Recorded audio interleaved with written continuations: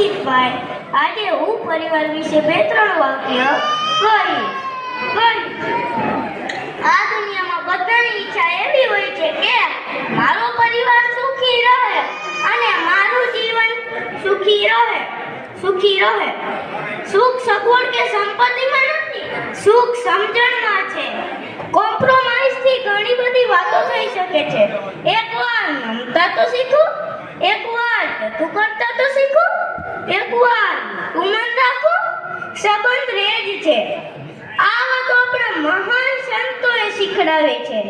જો તમને તમારા ફેમિલી મેમ્બર સાથે એડજસ્ટ થતા ન આવડે તો તમારી બધી જ ડિગ્રીઓ 0 છે. તમારા કરોડોનો બિઝનેસ 0 છે. શેક્સપિયરે કહ્યું છે કે તમે કરોડોનો બિઝનેસ ઊભો કર્યો ને દુનિયા જીતી, પણ જો તમે તમારો પરિવાર ખોયો તો તમને લેબલ વિનરનું નહીં લાગે, લૂઝરનું જ લાગશે. તમે કેલિફોર્નિયામાં જાઓ ને તો ત્યાં બધા રેડવુડ ટ્રી જોવા મળે, જે બધા 70-100 ફૂટ ઊંચા જાય. તો આ સાંભળી બાયોલોજિસ્ટોને એમ થયું કે આટલા બધા ઊંચા ઝાડ છે તો તેના મૂળ કેટલા ઊંડા હશે. આપણે અહીં 7-8 માળનો ફ્લેટ બનાવવો હોય તો તેના પાયા તો ઊંડા જોઈએ ને. તપાસ કરીને તો થોડા ફૂટે જ ઊંડા હતા તેના મૂળિયા, તો તેને આશ્ચર્ય થયું કે 70-80 ફૂટ ઊંચા ઝાડના મૂળિયા તો થોડા ફૂટ જ ઊંડા છે, તો અહીં ભૂકંપ વાવાઝોડું આવે તો પડી જાય, પણ પડતા નથી.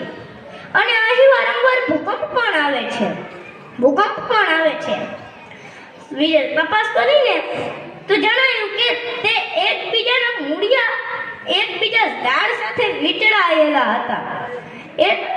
એટલે આપણે પણ પરિવારમાં એકબીજા સાથે હળીમળીને રહીશું તો જ ટકી શકશું. સૂર્યમુખીના 2 ફૂલ ચર્ચા કરતા હતા. નાના ફૂલે મોટા ફૂલને પૂછ્યું, પપ્પા આપણે આજ કરવાનું? સૂર્ય ઉગે ત્યારે ઉગવાનું અને સૂર્ય આથમે ત્યારે આથમી જવાનું. હા બેટા, આપણો ધર્મ છે સૂર્યની સાક્ષી રહેવાનું. નાનું ફૂલ બોલ્યું, પણ પપ્પા સૂર્ય ના ઉગે તો શું કરવાનું? વાદળા થાય તો શું કરવાનું? આ વાદળા એટલે શું તને ખબર છે? આ વાદળા એટલે આજના ચાલતા આર્થિક પ્રશ્ન, માનસિક